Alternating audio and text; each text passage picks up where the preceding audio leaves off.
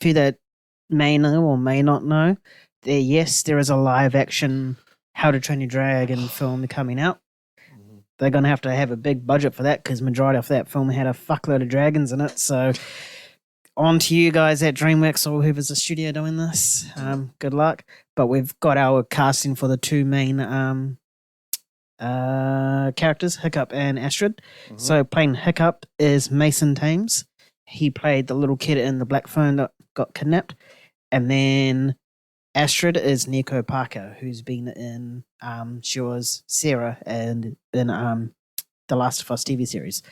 So it's fairly relatively new actors and actresses to their career. What do you think of these casting? This casting announcement, and do you like the idea that they're going with people with barely any filmography to like try build them up or stuff like that? I've only seen Nico Parker in Dumbo, the live action remake, recently in 2018, I believe. I haven't seen the actor who'll be portraying Hiccup in this. But, the whole idea of, a live action How to Train Your Dragon, it goes to what you just mentioned, budget. Like, if they're going to do this, it's going to look cheap because it requires a heavy budget. And can they really... I don't even know if this movie can be done, like, on such a low budget. Sorry, I'm tangenting to, the main question that you said, but it's just something I need to say because, you watch the animated movie and it's like, okay, this needs to be an animated movie. And it fits, it works, it's perfect as an animated movie. One of my favorite trilogies in terms of animation itself. But as a live action, I don't know if it can work in terms of budget. As for these actors being in it, you spoke about the actor who'll be playing Hiccup, and you said that he showed potential in the Black Phone, and that it's a decent enough casting. And I don't know enough about Nico Parker, but I believe that you also praised that performance. I don't know how that would helm a lead role in a major high budgeted film. That will have to wait to be seen. But I do believe this is the right way to do it. I think when you come to child performances, it needs to be actors that aren't like extremely well known, like Jacob Tremblay or Millie Bobby Brown back in the day, or Finn Wolfhard back in the day, because we saw how like that would go down. Those kind of actors would be getting cast in everything. So it's good to just find new talent and allow them to figure out,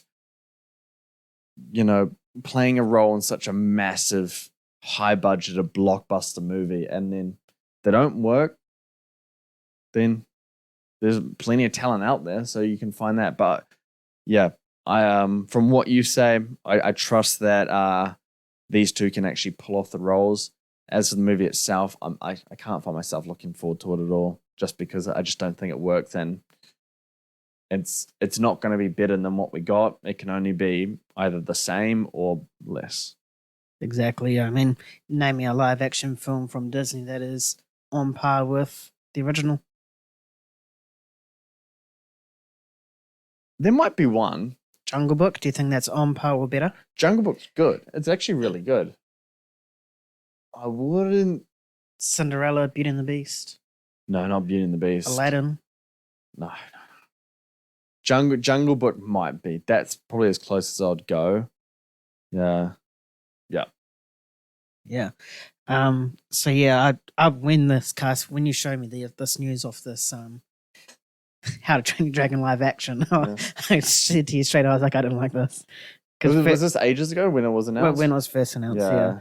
I was like, no, I don't like this because I'm a fan of the first one or the animated series, and I just don't think they'll be able to capture that in a live action format unless you give it a $500 million budget, which is literally impossible because the amount of dragons and scenes is going to be insane for this. Otherwise, just going to look like the Jungle Book. Yeah, there's no coke in there, bro. Otherwise, it's just going to look like fake sort of dragon stuff that just looks like a video game. It's just not going to be good. I mean, if it gets a budget off something like House of Dragon or something like that, it's gonna be good. But the dragons were barely in that, and you can't have that in a film titled "How to Train Your Dragon." Considering Why not? If there's House of the Dragon and they can barely have dragons in that, why couldn't they do that in this? because literally one of the main characters is a dragon. Who? What's his name? Forgot it. The black one, Toothless. Toothless. He's not really a character, doesn't speak or anything. Was a big part of the film. You know, Hiccup's relationship with him. If it was just that dragon, you could get away with it pretty easily. The first one doesn't have too much dragons, isn't it? No, I know it's the this. second and third one. Yeah, they go like into like their nest. No, the first one goes into the nest. I'm pretty sure. I remember he sees like the big mother one, Oh, and then yeah, it's and like, challenges we've it been and thinking about beats them it. all wrong. Like they steal our stuff to feed the mother. Yeah, So But, yeah, yeah. there's a lot of dragons. there's a lot of And- dragons. Yeah, but no, you're right. I just don't think it can work out. Yeah. I do like the casting announcements. What's his name? Mason Thames was really good. Mhm. I enjoyed his performance in The Black Phone.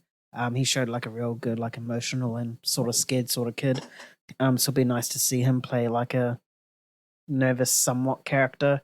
And he sort of has that Hiccup look as well, you know, the messy hair and whatnot. So I think he can do that portrayal justice. Nico Parker, awesome name. I think she'll be good. I would say that this is probably her biggest role. Mm. Because at least in the Black Phone, Mason, he was somewhat like a co-lead, second to Ethan Hawke. But Mhm. in The Last of Us, Nico was like only in 2 episodes for probably about, I don't know, half an hour in total, if that. Yeah. But what she showed and her potential in that is really good as well. You know, the hmm sort of emotional side and worriedness and stuff like that. I haven't seen her in anything else, so I haven't seen her in Dumbo or what she's like in that. Yeah. So yeah, I think she's like new ground to Mhm. be found. You know, you can strike gold with her. Yeah. Just based on what I've seen her, Mm. and I think she'll be able to fit the character right.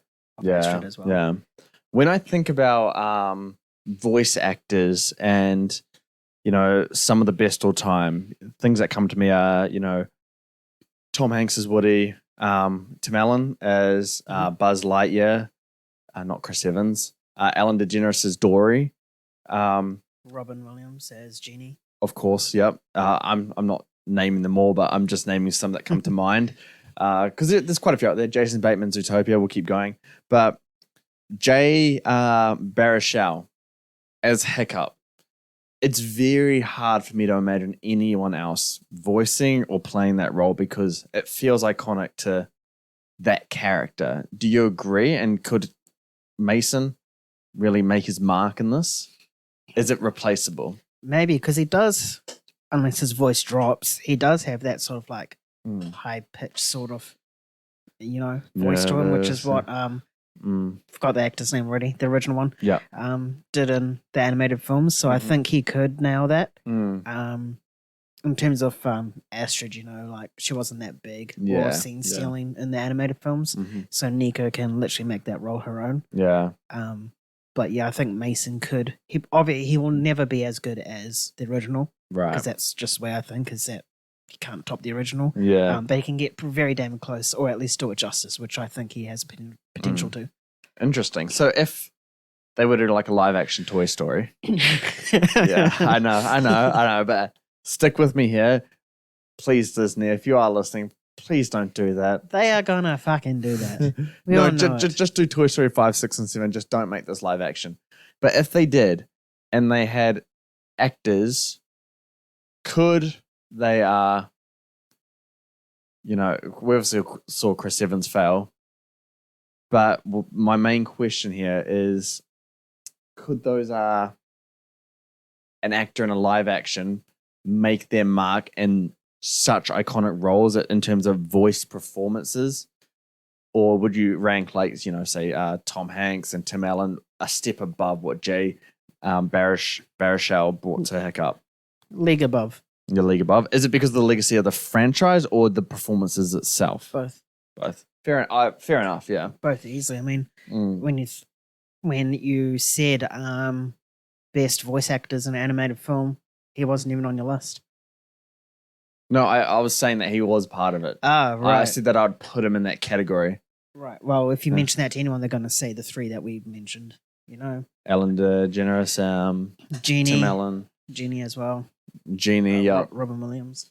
You can even go to like people like Jack Black as Poe. Yeah, you could. I think that's more on a lesser I scale. think Dustin Hoffman as Shifu is probably better. Shifu, yeah. Yeah. The Poe and that I would class in the same category as the live act. What I'd put on the top three, controversial. Jason Bateman as the Fox in Zootopia. I think that was one of the most perfect fucking casting choices that I've seen. It just fits so well.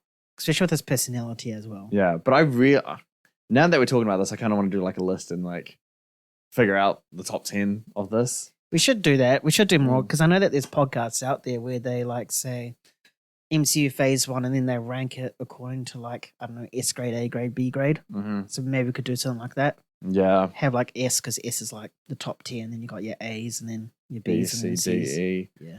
Yeah. Yeah. Haley Steinfeld as Gwen Stacy. D. Oh, Z. Fucking shit.